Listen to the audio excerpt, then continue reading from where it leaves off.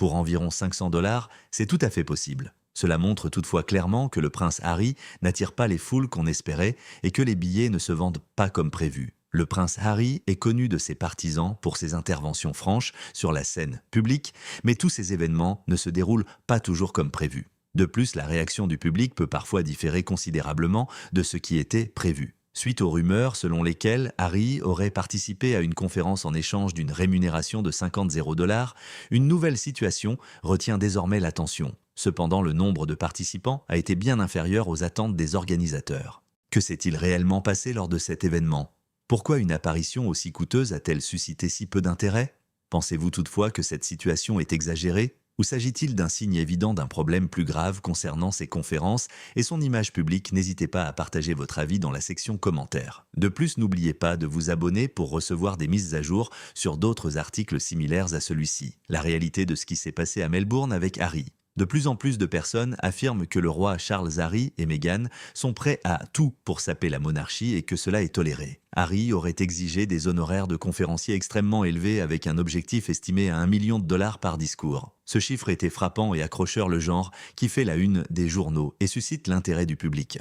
Cependant, la situation actuelle, en particulier à Melbourne cette semaine, semble bien différente. La salle ne semble pas pleine et les ventes de billets y sont au ralenti malgré toute la publicité et la promotion. En réalité, de nombreux sièges sont encore vacants, ce qui soulève la question de savoir ce qui se passe réellement. Les gens commencent à remarquer le décalage entre l'enthousiasme attendu et la réalité. Harry aurait exigé environ 1 million de $ pour chaque intervention publique après avoir quitté la famille royale. Cette attente semble désormais irréaliste. Compte tenu du contenu de ces discours que certains jugent manquant de profondeur et de substance, il semble que les organisateurs et le public ne soient plus disposés à payer un prix aussi élevé au vu des événements récents. Meghan Markle aurait eu du mal à vendre ne serait-ce que 300 billets pour certains événements. Harry, quant à lui, se trouve actuellement en Australie dans le cadre de ce que son équipe qualifie de grande tournée de conférences. Un sommet sur la santé mentale au travail à Melbourne constitue l'événement principal. Avec une salle de grande capacité, un programme de 2 jours et un public professionnel, cela semble impressionnant sur le papier. À première vue, tout semble soigné et bien organisé. À y regarder de plus près cependant, les chiffres révèlent une réalité différente.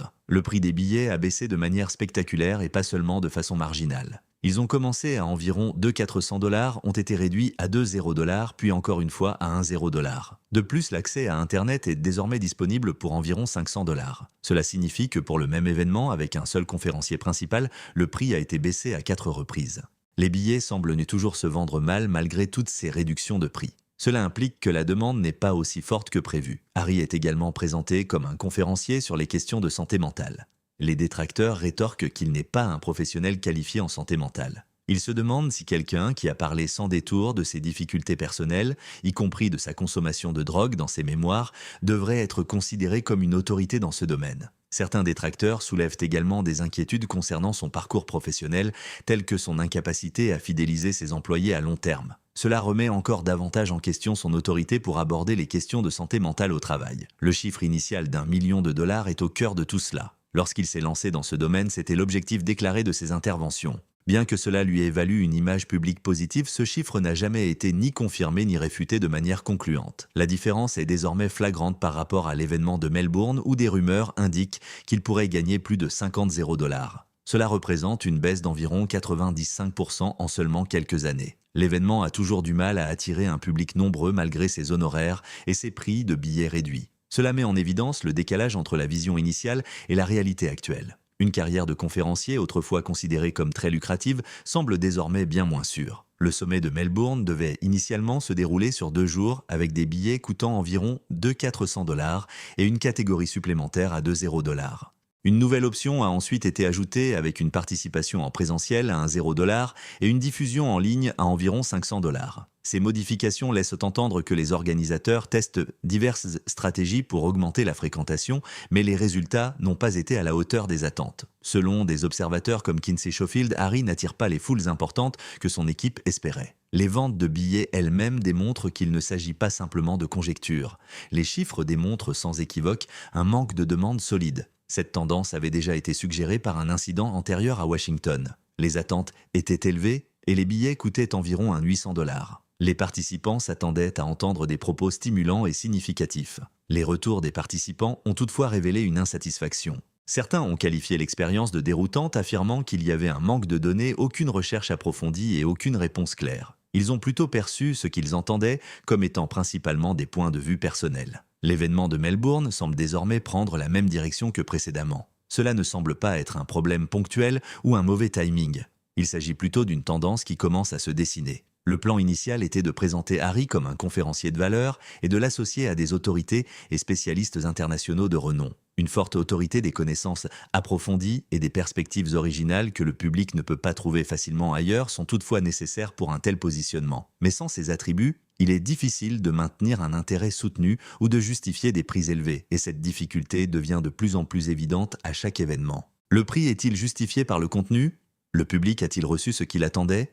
Examinons la question. Les attentes et la réalité s'affrontent. Beaucoup de gens peuvent déjà prédire comment chaque événement va se dérouler car le schéma est désormais si évident. Le public commence à remarquer les similitudes car tout semble presque scénarisé et ne cesse de se répéter. À un moment donné, on espérait vivement que le discours du prince Harry attirerait les foules. Mais la situation semble désormais très différente. Il aurait reçu environ 50 $, pour un seul discours lors d'un événement spécifique. Même cette somme, qui reste considérable, n'a pas garanti une forte affluence.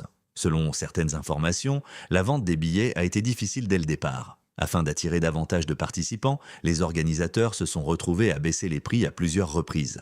La salle n'aurait été que partiellement remplie malgré ces efforts. Dans certains cas, il semblait que les billets étaient vendus à des prix considérablement réduits, presque comme s'ils étaient offerts juste pour éviter le spectacle embarrassant d'un auditorium à moitié vide. Le public s'attend à quelque chose d'important lorsque le moment vient et qu'il monte sur scène micro à la main. Les gens viennent dans l'espoir d'apprendre des concepts perspicaces, des conseils utiles ou des informations spécialisées qu'ils peuvent appliquer à leur propre vie. Au lieu de cela, ils entendent souvent quelque chose de bien plus intime. Ces expériences personnelles et ces anecdotes ont tendance à occuper le devant de la scène. Même si les récits personnels ont un fort impact, le public a souvent l'impression qu'il manque quelque chose. Il est venu pour de la profondeur et des idées, mais ce qu'il obtient ressemble davantage à une réflexion personnelle qu'à une discussion professionnelle formelle. Ce décalage entre les attentes et la réalité a eu un impact perceptible. Cela a affecté la volonté des organisateurs d'événements de payer au fil du temps. Les honoraires de conférenciers auraient atteint jusqu'à $1 million à un moment donné. Ce chiffre reflétait un certain niveau de prestige et de demande.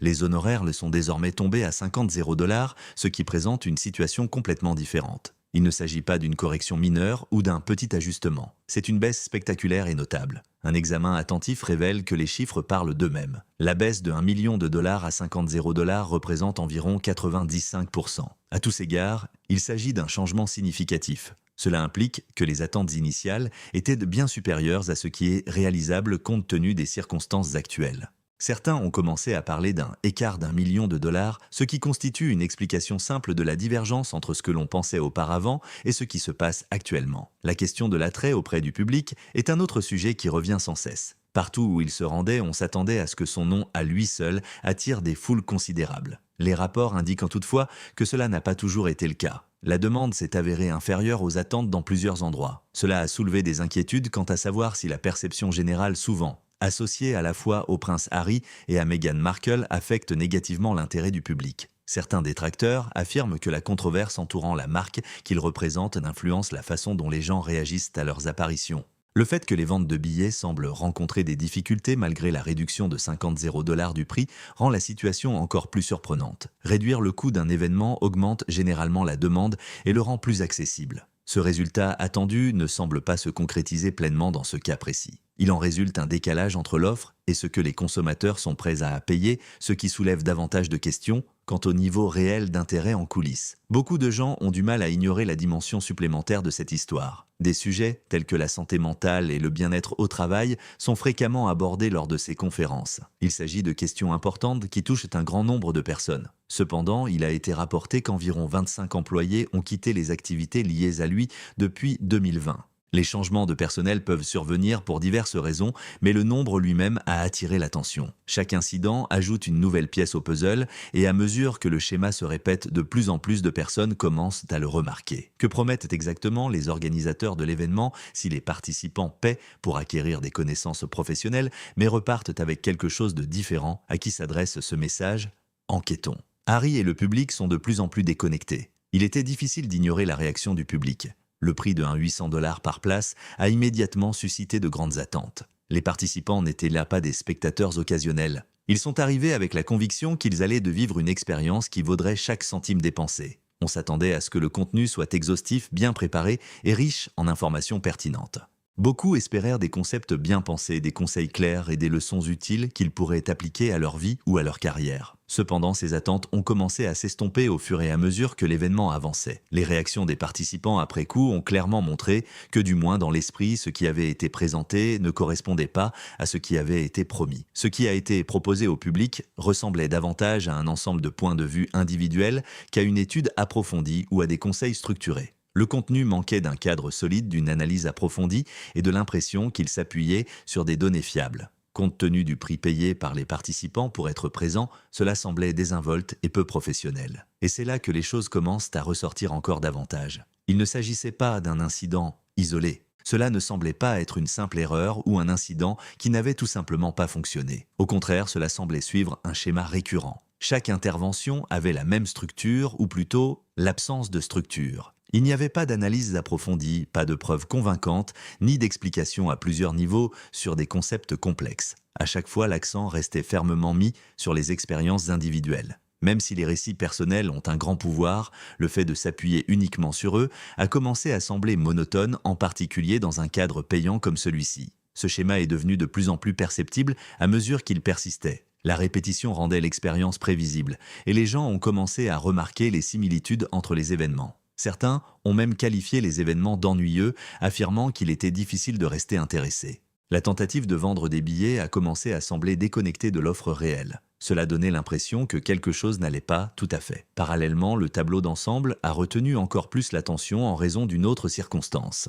Des rapports indiquaient que Meghan se concentrait sur un tout autre type d'entreprise, alors qu'une partie avait du mal à remplir les sièges lors de conférences. Selon ces rapports, elle s'apprêtait à ouvrir un club privé affilié à Soho House en Australie. L'exclusivité de ce type de club était bien connue. Il fonctionne sur la base de candidatures d'une sélection rigoureuse et d'une grande importance accordée aux relations et au statut social. Il était difficile d'ignorer la différence entre ces deux orientations. D'un côté, il y avait des conférences publiques où les salles n'étaient que partiellement remplies et où les réactions étaient mitigées. Cependant, on observait une évolution vers un environnement élitiste et accessible uniquement sur invitation. Pour de nombreux observateurs, cela a soulevé des questions. Il semblait établir une relation avec un cercle exclusif d'un autre genre après avoir quitté l'une des institutions les plus en vue et les mieux organisées au monde. Les gens ont rapidement pris conscience de ce changement et celui-ci a commencé à faire l'objet de discussions. Malgré ses efforts, la stratégie dans son ensemble ne semblait pas produire les résultats escomptés. De plus, ce n'était pas un problème récent. Des signes indiquaient, depuis un certain temps déjà, que les choses ne se déroulaient pas comme prévu. Pourtant, on continuait à utiliser les mêmes stratégies, comme si le simple fait d'essayer encore une fois finirait par résoudre le problème. Le résultat semblait contredire l'idée selon laquelle la persévérance suffirait à elle seule à améliorer la situation. Le passage des conférences internationales à des activités de clubs privés est devenu de plus en plus évident. Et à mesure que ce changement persistait, les gens ont commencé à y prêter davantage attention, s'efforçant de comprendre ce que tout cela signifiait et où cela menait. Mais la situation comportait une dimension plus profonde. Le prix des billets et le nombre de places occupées n'étaient plus les seuls facteurs. C'était devenu une question de perception. La perception des gens ne correspondait plus tout à fait à l'image soigneusement élaborée qui avait été présentée au public auparavant. Le message avait autrefois été fort et sans ambiguïté. Le plan consistait à se présenter comme des conférenciers de valeur qui apparaîtraient aux côtés de dirigeants mondiaux et offriraient au public des perspectives exclusives. Les gens étaient attirés par cette promesse. On s'attendait même à une foule importante et certains pensaient qu'en raison de la forte demande des barrières et des mesures de contrôle des foules pourraient être nécessaires. Cependant, la réalité était tout autre. La participation semblait plus modeste qu'impressionnante. De plus, les réactions de ceux qui s'y étaient rendus n'étaient pas toujours favorables. Certains commentaires exprimèrent de la déception ou de la confusion quant à ce qu'ils venaient de vivre tandis que d'autres étaient plus directs. Ces réactions sont devenues plus fréquentes et plus virulentes au fil du temps. Des commentaires similaires ont continué à surgir événement après événement. Les gens venaient en espérant trouver une structure de la profondeur et une orientation claire pour repartir en se demandant s'ils avaient obtenu quoi que ce soit de tout cela. Les participants ont fait des remarques particulièrement directes telles que « ce n'était pas ce à quoi je m'attendais » ou « où étaient les conseils concrets ». Les déclarations de cette nature avaient du poids et étaient difficiles à faire taire une fois lancées. En matière de prise de parole en public, la réputation se propage bien plus rapidement que n'importe quelle campagne marketing ou initiative promotionnelle. Une expérience désagréable isolée peut généralement être ignorée et mise sur le compte d'une mauvaise journée. Cependant, une tendance commence à se dessiner lorsque la même expérience se répète. Il est également beaucoup plus difficile d'ignorer ces tendances. Les organisateurs d'événements commencent à y prêter attention. Les spectateurs deviennent plus méfiants. Les gens commencent à attendre, à observer et à prêter attention à ce que disent l'un les autres, plutôt que de se précipiter pour acheter des billets. Le sentiment d'urgence qui justifiait autrefois des billets coûteux s'estompe progressivement. À chaque événement qui passe, l'enthousiasme cède peu à peu la place à l'hésitation, et l'écart entre les attentes et la réalité devient de plus en plus flagrant. Était-ce vraiment le progrès qu'ils avaient anticipé, ou simplement ce qui restait après que tout le reste se soit effondré? Examinons cela de plus près. L'évolution des attentes vis-à-vis des interventions publiques.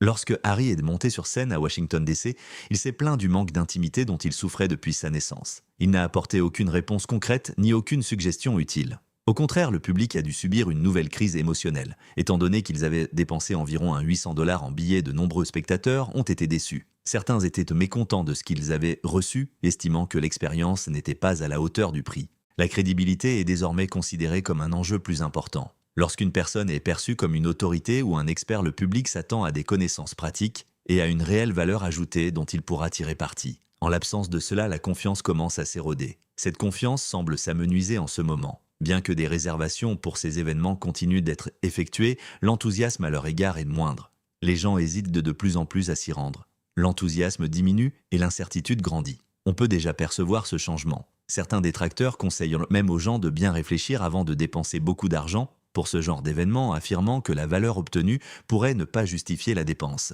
Un discours dans une ville n'est plus la seule question en jeu. Il s'agit de savoir si l'impact et l'intérêt pour ces apparitions augmentent ou diminuent progressivement. Si la tendance persiste, cela pourrait se traduire par une baisse des cachets ou une diminution de l'audience, mais cela pourrait aussi soulever des inquiétudes plus sérieuses quant à l'importance future de ces événements. Selon des médias comme le Daily Mail, Meghan Markle serait engagée dans des projets commerciaux en pleine expansion, notamment un éventuel projet Soho House. De plus, on la compare à Catherine, princesse de Galles. La recherche, la collecte de données, les études publiées et les conclusions diffusées publiquement ont servi de base à ses premiers travaux. Lorsqu'elle s'exprime, ses discours sont structurés, ciblés et étayés par des informations utiles. Le message se trouve dans le travail lui-même. Il ne s'agit pas d'un récit personnel. En revanche, les événements récents dans des villes comme Melbourne ont été qualifiés d'apparitions coûteuses. Bien que les prix des billets aient apparemment baissé, les salles restent vides. Alors que l'autre stratégie est perçue comme reposant davantage sur la présence et l'image personnelle, la première s'appuie sur la recherche et une valeur publique évidente. À chaque nouvel événement, la différence entre ces deux styles devient plus flagrante. Alors quelqu'un s'est-il manifesté pour clarifier les choses, ou le public reste-t-il complètement silencieux? Voyons cela de plus près. Un silence surprenant. Rien de tout cela n'a reçu de réponse ou d'explication claire. Personne n'a expliqué pourquoi les prix des billets continuent de baisser. De plus, on ne sait pas vraiment ce que les consommateurs recevront en échange de l'argent qu'ils doivent encore débourser. Le silence est de plus en plus flagrant. Par ailleurs, il n'y a pas eu de réaction ferme face aux critiques. Aucune tentative n'est faite pour clarifier la situation ou rectifier les faits. Juste le silence. Et quand on pense à la rapidité avec laquelle cette même équipe réagissait par le passé, en cas de pression ou d'attention défavorable, cela devient encore plus évident. Autrefois, les déclarations étaient rapides, les réactions fermes et les critiques étaient traitées presque immédiatement. Or, il n'y a actuellement aucune information concernant les coûts, la fréquentation ou la réaction du public. Ce silence commence désormais à en dire plus long que n'importe quelle déclaration officielle. Le concept initial avait été présenté de manière audacieuse. Il promettait de prendre une voie différente, d'accomplir davantage, de toucher plus de gens et de produire quelque chose de plus grand et de plus significatif. Cette promesse explicite avait initialement été faite au public. Cependant, la situation semble très différente aujourd'hui. Certaines salles sont vides. Les prix des billets ont été baissés à plusieurs reprises et il n'y a jamais eu d'explication claire sur l'expertise proposée. Alors qu'elle s'élevait autrefois à $1 million, les attentes ne représentent plus qu'une infime partie de ce montant. Les gens remarquent ce genre de changement et cela a un impact sur la façon dont ils perçoivent le projet dans son ensemble. Bien que la plateforme soit toujours en service, son utilité est de plus en plus remise en question. Des informations faisant état d'apparitions supplémentaires et d'événements exclusifs se déroulant ailleurs circulent également en parallèle. Cela complique encore davantage la situation. La perception qu'a le public de cette même personnalité a considérablement changé. Les gens suivent de près ce qui avait débuté avec de très grandes attentes et qui s'orientent désormais vers l'incertitude. Les travaux antérieurs de Catherine, dont les résultats de recherche sont parfois partagés publiquement et suscitent l'intérêt, illustrent de bien comment des projets peuvent encore susciter l'intérêt malgré des réactions mitigées. Mais la situation continue d'évoluer. Cependant, il est peu probable que cela passe inaperçu lorsque le prochain public, quelle que soit sa taille, se présentera. Les réactions se propagent rapidement, rendant chaque seconde cruciale. Quelle a été l'expérience réelle du public? S'est-il senti satisfait? Examinons cela. L'influence de la réaction du public. Les individus arrivent avec des attentes variées. Certaines personnes viennent avec des questions concrètes auxquelles elles souhaitent obtenir une réponse. D'autres arrivent avec scepticisme déjà incertaine de ce qu'elles vont entendre. De plus, beaucoup de gens ne font que réagir à tout ce qu'ils ont entendu par le passé, formant leurs attentes à partir de remarques de points de vue et d'expériences antérieures. Par ailleurs, l'humeur du public varie. Certaines personnes sont véritablement curieuses et réceptives. D'autres sont dubitatives, observant attentivement pour voir si quelque chose d'important va être dit. D'autres encore, en revanche, attendent un signe indubitable que les choses s'améliorent enfin, car à ce stade, le moment est crucial. Tout ce qui entoure la situation peut changer rapidement si le message est communiqué efficacement, si le contenu est véritablement utile et si le public repart avec le sentiment d'avoir appris quelque chose. Une seule prestation percutante a le pouvoir de changer la perception du public, de raviver la curiosité et de regagner l'attention perdue. Parfois, il suffit d'un seul moment comme celui-là pour modifier la perception de tout. Cependant, l'inverse est également vrai. Cela devient un problème majeur si les mêmes problèmes se reproduisent. Si les participants ont le sentiment de ne pas avoir reçu ce pour quoi ils ont payé ou ce qu'ils attendaient, leur insatisfaction ne passe pas inaperçue. Elle se propage. Les réactions se propagent rapidement dans le monde moderne. Une remarque défavorable peut facilement en entraîner 10 autres. 10 peuvent se transformer en centaines. Finalement, les réactions en ligne des gens prennent le pas sur l'événement lui-même. Et il est difficile d'arrêter ou de changer le cours des choses une fois que cela a commencé. À ce stade, les gens commencent à poser des questions plus approfondies. Ils remettent en question l'autorité réelle de l'intervenant sur les sujets abordés. Le potentiel et la réputation ne sont plus les seuls facteurs. Au moment où cela compte, le plus, tout repose sur la prestation elle-même, ce qui est réellement dit et montré. Comme chaque mot, chaque concept et chaque instant sur scène sont minutieusement observés et mémorisés, la pression est énorme. Rien n'est négligé, on a davantage l'impression d'être face à un test. Un test de valeur, un test de confiance et un test de la conviction persistante du public qu'il y a quelque chose qui vaut la peine d'être vu. De plus, il n'y a aucun moyen de refaire l'événement une fois qu'il est terminé. Il ne peut être modifié, amélioré par la suite, ni bénéficier d'une autre chance de corriger l'impression qu'il laisse. Ce qui se passe pendant cette période devient le récit que les gens continuent de raconter. Naturellement, l'attention se tourne alors vers la suite. Car c'est là que le véritable impact se manifeste. Pas dans les gros titres des médias, pas dans le prix des billets, ni même dans les publicités. Ce que les gens disent réellement après leur départ révèle le véritable résultat. À leur départ, cela transparaît clairement dans leurs conversations. Les publications qu'ils partagent sur les réseaux sociaux en témoignent. Leurs conversations et leurs messages aux autres participants en témoignent. C'est à ce moment-là que la vérité se fait jour car les gens partagent honnêtement leurs pensées et comparent librement leurs expériences. Si les gens sont satisfaits, l'énergie positive se propage rapidement. Cependant, cette réaction se propage encore plus rapidement s'ils sont déçus. Cette possibilité est sous les yeux de tous en ce moment même et ne peut être ignorée. En effet, les événements marquant le retour du prince Harry et de Meghan Markle ont déjà suscité de nombreuses réactions vives. De plus, beaucoup de gens affirment que rien ne se passe comme prévu. Avant même que tout ne soit complètement réglé, certains qualifient la réaction du public de catastrophe totale. Que pensez-vous de la conclusion inattendue du discours de Harry? Dites-nous ce que vous en pensez dans la section « Commentaires ». N'oubliez pas de vous abonner et de liker.